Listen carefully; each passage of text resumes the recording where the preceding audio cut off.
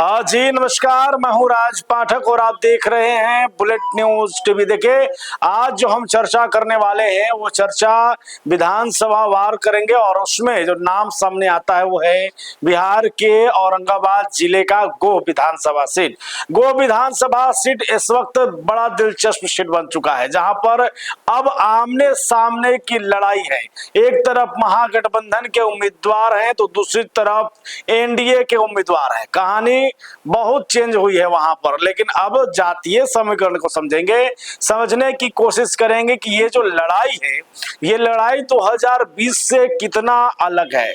2020 विधानसभा चुनाव में जहां पर एक तरफ एनडीए के उम्मीदवार थे, दूसरी तरफ उपेंद्र कुशवाहा अपनी अलग पार्टी बना करके अपना उम्मीदवार दे चुके थे और तीसरी तरफ राजद ने अपना उम्मीदवार बनाया था। देखिए, राजद से जो उम्मीदवार थे भीम यादव, वो सबसे अधिक वोट से वहां से चुनाव लड़े थे, जीते थे। उनको सीटें मिली थी, 21,000 वोट मिले थे उनको, माफ कीजिएगा, और 21,000 वोट के बाद 35,000 के बड़े अंतर के साथ वो चुनाव जीते थे।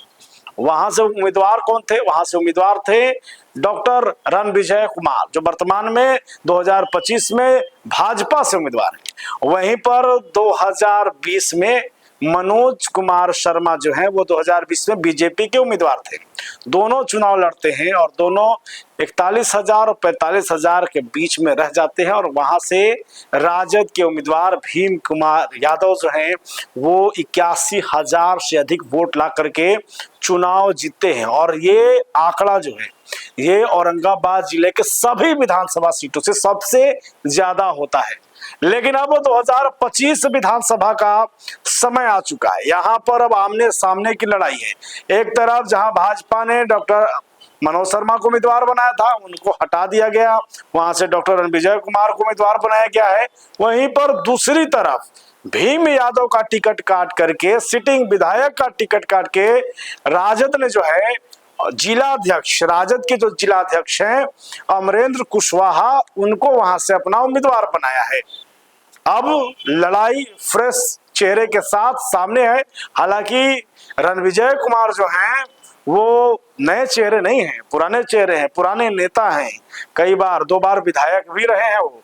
ऐसे में ये लड़ाई उनके लिए नया सा नहीं है। लेकिन अमरेंद्र कुशवाहा जो राजद के कैंडिडेट है उनके लिए नया सा है।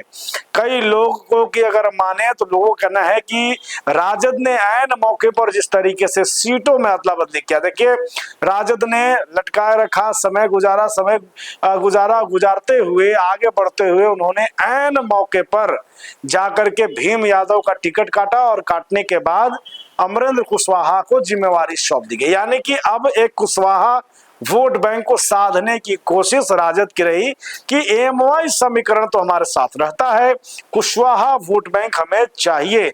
यानी कि राजद को यह डर था कि उपेंद्र कुशवाहा के पार्टी में सालों पुराने कार्यकर्ता से नेता बने डॉक्टर रणविजय कुमार करीबी माने जाते हैं, वो अगर भाजपा से चुनाव लड़ रहे हैं तो कुशवाहा वोट जो है उनके तरफ जाएगा, क्योंकि उपेंद्र कुशवाहा उनके साथ हैं। लेकिन उस कुशवाहा वोट में सेंधमारी करना जरूरी है, वो कुशवाहा वोट राजद को चाहिए। इसलिए गोह में राजद ने कुशवाहा कार्ड खेला है, वहां से उम्मीदवार अमरेंद्र कुशवाहा को बनाया है। अमरेंद्र कुशवाहा कमाल करेंगे, क्या करेंगे ये तो क्षेत्र में है, रणविजय कुमार क्या करेंगे ये क्षेत्र में है, जनता के बीच में है। लेकिन हम जो आपको बताने वाले हैं वो आप समझ लीजिए। देखिए, गो विधानसभा सीट पर जो है अब तक जो वर्चस्व रहा है वो भाकपा माले का रहा है, कांग्रेस का एक बार रहा है, एक बार भाजपा का रहेगा, जदयू का रहा है, 3 बार रहा है जदयू का। तो ऐसे में अलग अलग लोगों का रहा है, राजद का एक बार रहा है। अब अगर बात करें तो डॉक्टर रणविजय कुमार जो है वो 2 बार विधायक रह चुके हैं, 2005, 2010 में, 15 में वो चुनाव हार गए थे और वहां से मनोज शर्मा चुनाव जीते थे भाजपा की। लेकिन 20 में जब लड़ाई हुआ तो आमने सामने की लड़ाई नहीं, त्रिकोणीय लड़ाई हुई और वहां भी उनको हार का सामना करना पड़ा। और ये कारण रहा कि बीजेपी जो सीट, या यूं कहिए जदयू बीजेपी मिलकर जो सीटें जीती थी, एनडीए जो जीता था सीटों को, वहां पर 2 कैंडिडेट के एक साथ टकराने से 2020 में पलड़ा पलटा और राजद के सीट का कब्जे में वो सीट चला गया। लेकिन अब बीजेपी ने इसको सुधारने की कोशिश की है।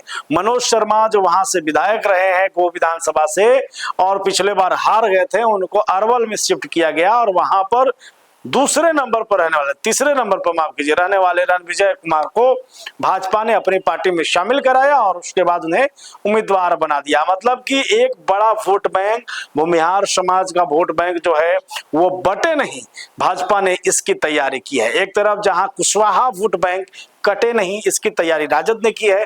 अब इन दोनों के बीच में जो मुख्य लड़ाई है वो यही है कि यादव वोट जो महत्वपूर्ण भूमिका में गो विधानसभा सीट में है, मुस्लिम वोट जो वहां पर निर्णायक भूमिका अपना निभाता है, राजपूत वोट, कुशवाहा वोट और फिर पासवान जाति का वोट, ये 5-6 जो जाति हैं ये गो विधानसभा सीट में जीत और हार तय करती है। समीकरणों को अगर बताएं आपको तो देखिए, एनडीए में उपेंद्र कुशवाहा हैं, कुशवाहा के बड़े नेता माने जाते हैं, रणविजय कुमार बहुत करीबी माने जाते हैं उपेंद्र कुशवाहा के।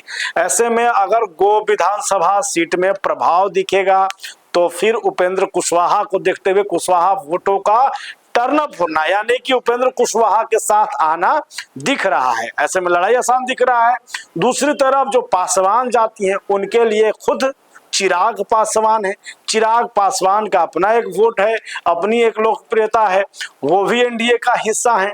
तीसरी अगर बात की जाए तो भाजपा में सम्राट चौधरी खुद हैं और एनडीए यानी भाजपा में तो खुद कहा जाता है कि स्वर्णों की पार्टी कहिए, स्वर्णों का विश्वास कहिए, जैसे राजद में एमवाई का विश्वास होता है। तो ये जब मिलेंगे तो ताकत बन करके हो सकता है रणविजय कुमार के लिए आगे आ जाए। दूसरी तरफ की बात अगर करें तो दूसरी तरफ 2024 लोकसभा चुनाव को अगर आप देखेंगे तो यहाँ से भी भाकपा माले के राजा राम सिंह चुनाव जीते। औरंगाबाद में जो माहौल बना वहां से भी कुशवाहा जाति के ही अभय कुशवाहा चुनाव जीते, जिसके बाद से ये लगने लगा कि कुशवाहा वोटरों का जो है वो कहीं ना कहीं रुझान कहिए या समर्थन वो राजद की तरफ बढ़ता जा रहा है, वो कटते गए हैं एनडीए से और उसी का प्रयोग राजद ने आपको भीम यादव का टिकट काट करके गोह में किया है। अब ऐसे में यादव समाज, मुस्लिम समाज और आपको कुशवाहा, क्या ये एकजुट होकर के अमरेंद्र कुशवाहा के लिए खड़े हो पाएंगे? यादव समाज भीम यादव के टिकट काटने से कहीं ना कहीं नाराज है। देखिए, पिछले बार अगर बात की जाए, पिछले बार राजद ने समीकरण को साधने की कोशिश की थी। देखिए, पिछले बार अगर 6 सीटों की चर्चा हम करें तो 6 सीटों पर 4 सीटें राजद के खाते में थी, जिसमें से उन्होंने रफीगंज विधानसभा सीट से एक मुस्लिम समुदाय के व्यक्ति को टिकट दिया था, मोहम्मद निहालुद्दीन को। वहीं पर नबीनगर में विजय कुमार सिंह और डब्लू सिंह को उन्होंने टिकट दिया था। ओबरा में उन्होंने टिकट दिया था ऋषि यादव को और गोह विधानसभा में भीम यादव को टिकट दिया था।